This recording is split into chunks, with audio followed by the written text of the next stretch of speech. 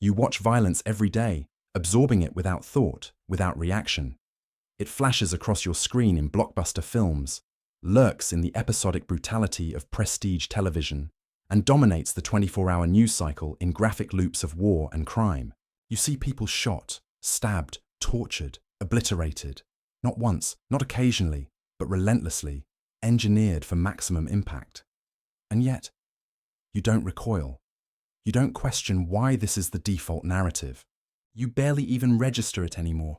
The imagery seeps into your subconscious, rewiring your perceptions, and you accept it as inevitable. Violence as mass entertainment is not a modern invention. It is as old as civilization itself. The Romans packed the Colosseum to cheer as gladiators carved each other apart. Medieval crowds gathered to witness hangings, beheadings, and witch burnings as public spectacles. For millennia, human suffering has been repackaged as amusement, a way to thrill audiences with the rawest extremes of human experience. But something fundamental changed with the advent of screens.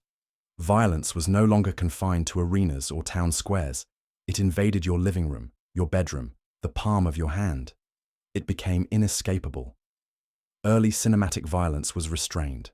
By today's standards, a cowboy shot in a duel, a mustache-twirling villain tumbling into a ravine. The bloodshed was implied, stylized, almost polite. But as technology advanced, so did the brutality. Special effects transformed wounds into hyper-realistic displays of gore. Sound design amplified every bone crack, every wet gasp of a dying breath. Directors abandoned wide shots for intimate close-ups, forcing you into the victim's perspective. You weren't just observing violence, you were immersed in it. Your senses bombarded until the line between viewer and participant blurred. The Vietnam War marked a turning point. The first conflict broadcast in real time into living rooms, worldwide. For the first time, civilians saw uncensored footage of real death, charred bodies, weeping children, villages reduced to ash. It was horrifying, and yet audiences couldn't look away. Hollywood took note. If raw, unfiltered violence captivated millions, imagine what scripted carnage, polished, dramatized, and market-tested could achieve. The entertainment industry began weaponizing violence, refining it into a product designed to hijack attention.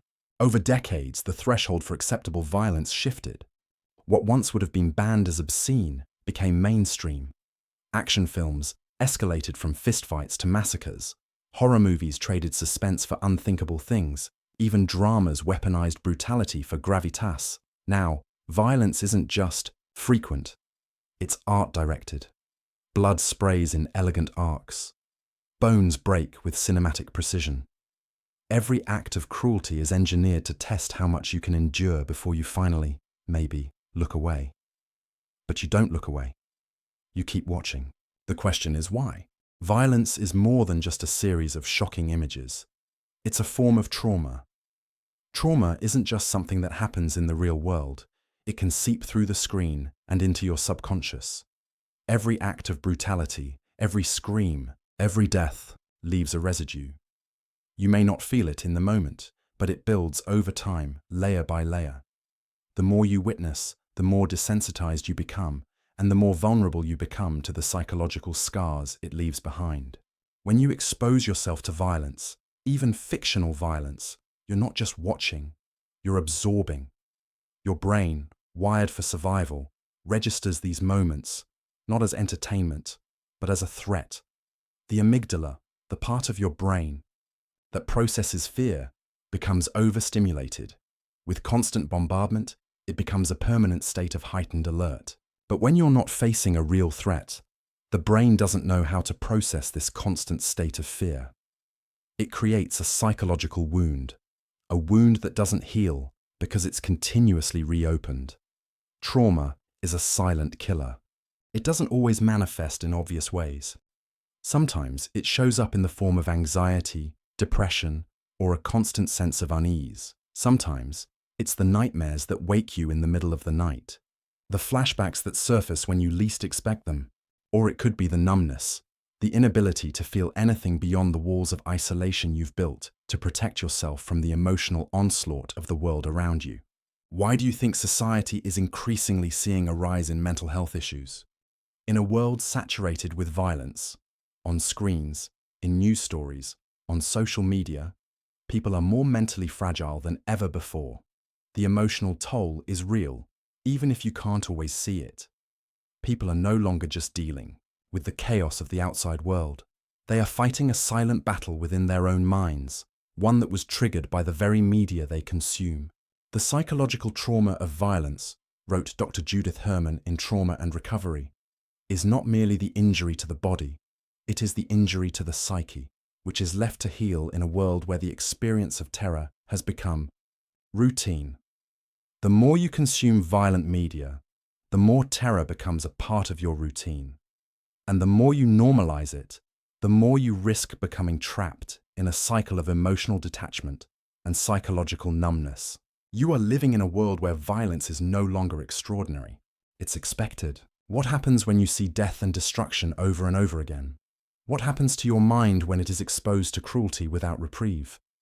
According to Dr. Bessel van der Kolk, a leading trauma expert, trauma is not just an event.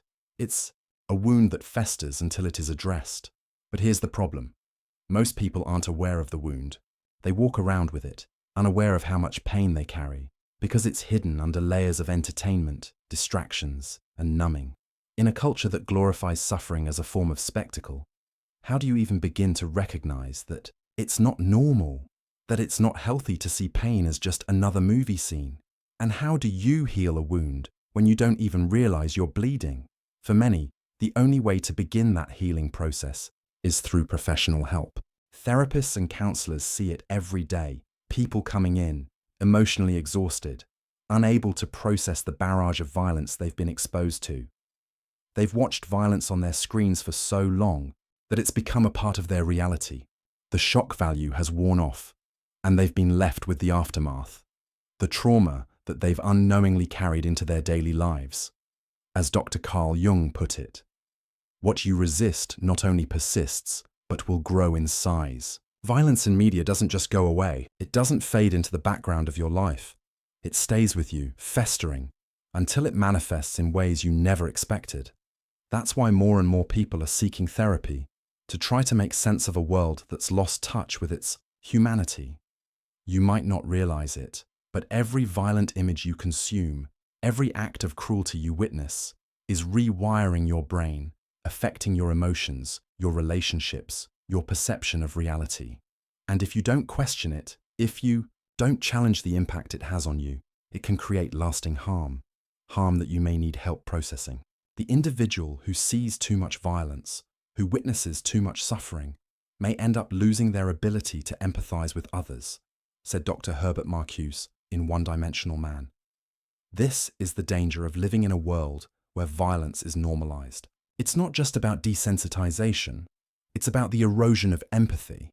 And when that happens, you start to lose touch with what truly matters in life.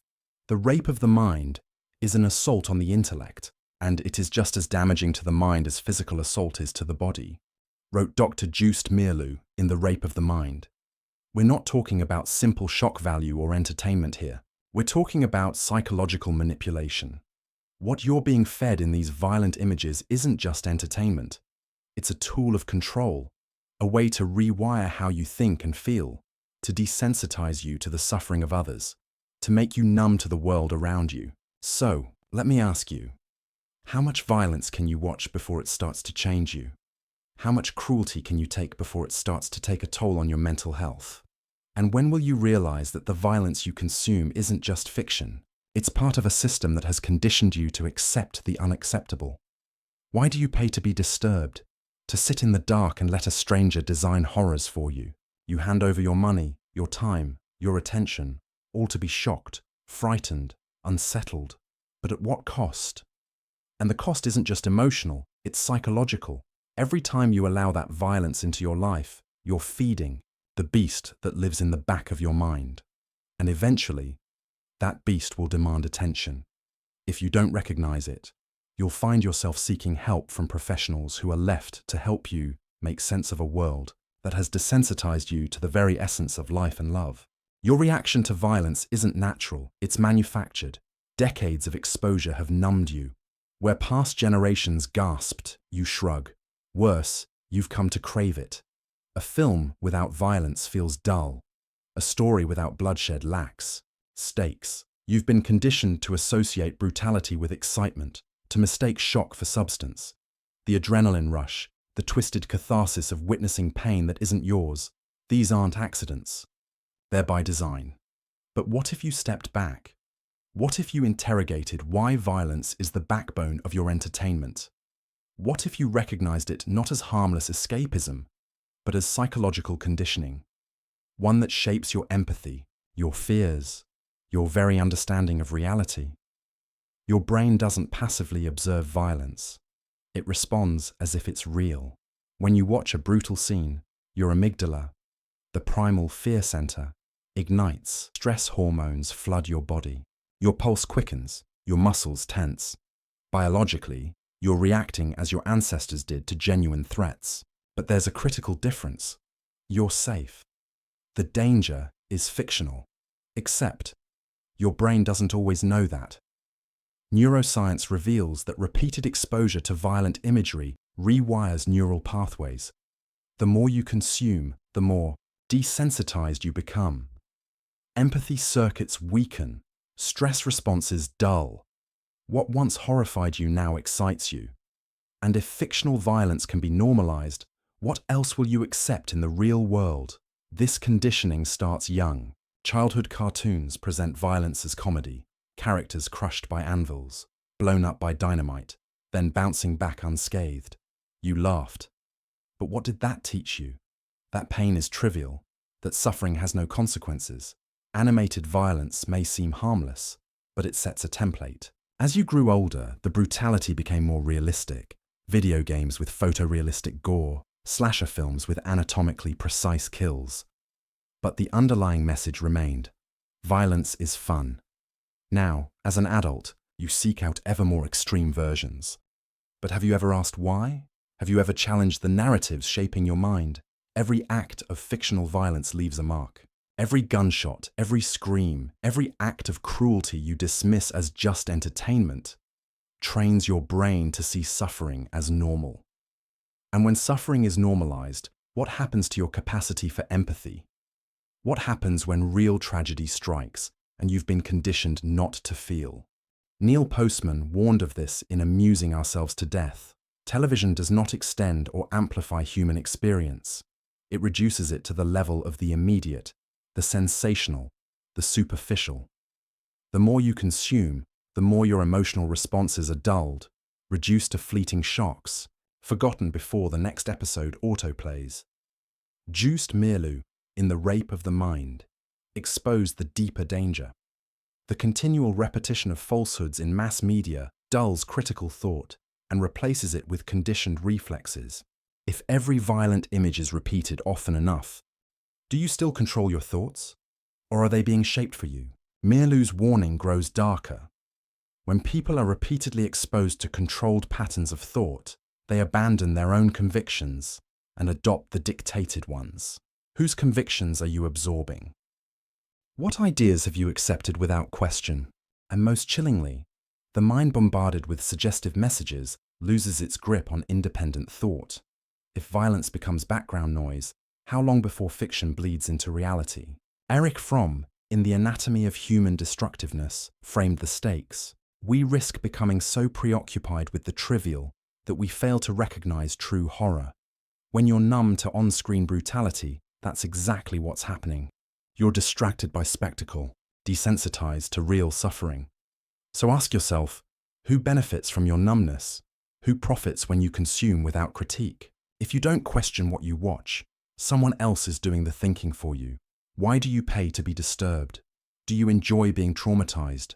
Why do you sit in the dark, surrendering your attention to strangers who design nightmares for profit? You trade money, time, and mental space for manufactured fear. But who truly controls that exchange? You assume you're in charge, but you're being led. You're fed a curated diet of cruelty, and you accept it because that's just how stories are told. It doesn't have to be this way.